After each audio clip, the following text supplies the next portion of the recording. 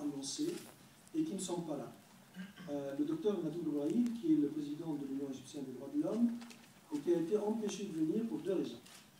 La première, c'est que vous avez tous entendu parler du décès du patriarche, le 117e patriarche Shenouda III, et M. Gobrahi, il est un des conseillers juridiques de l'Église copte.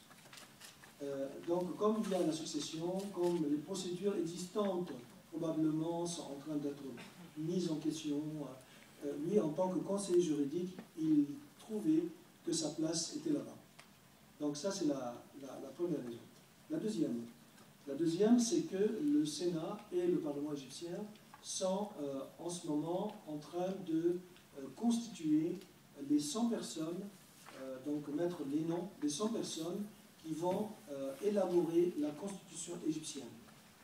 Il a été décidé par le Parlement que 50% viendront du Parlement et que les 50% viendront de l'extérieur. Donc il y a énormément de lutte aujourd'hui pour que toutes les couches, toutes les catégories sociales, professionnelles, etc., soient représentées dans les 100 personnes qui vont quand même écrire une constitution qui restera pendant des années.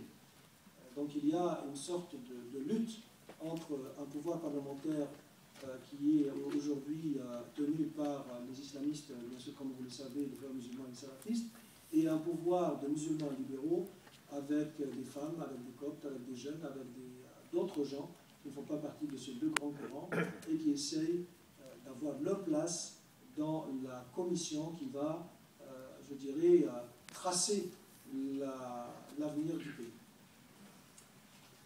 Je vous dis deux mots, je m'appelle Jean Maher, moi je suis ingénieur de formation, j'ai passé ma carrière dans une grande industrie automobile et je suis d'origine égyptienne copte et je n'avais pas énormément beaucoup à faire avec vraiment la cause copte et ni beaucoup de relations d'ailleurs avec les Égyptiens jusqu'à il y a 2 ans.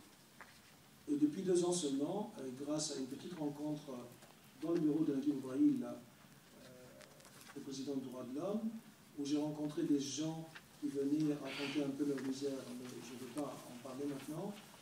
Et c'est là où j'ai décidé de m'engager, de travailler ici en France avec des Français, avec des femmes, avec des Égyptiens, avec de toutes catégories, pour pouvoir travailler pour la cause copte.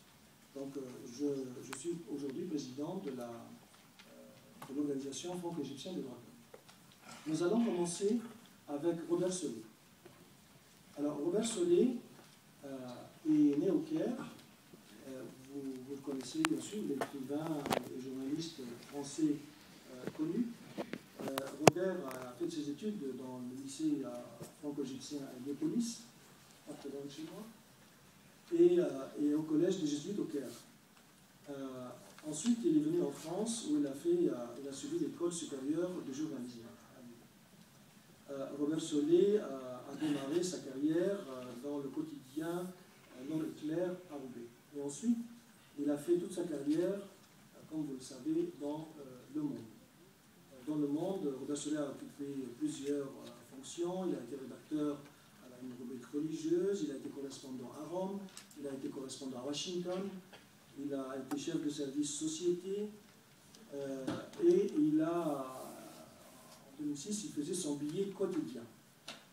En 2011, Robert Solé a donc arrêté le billet quotidien et je ne sais pas si tu as pris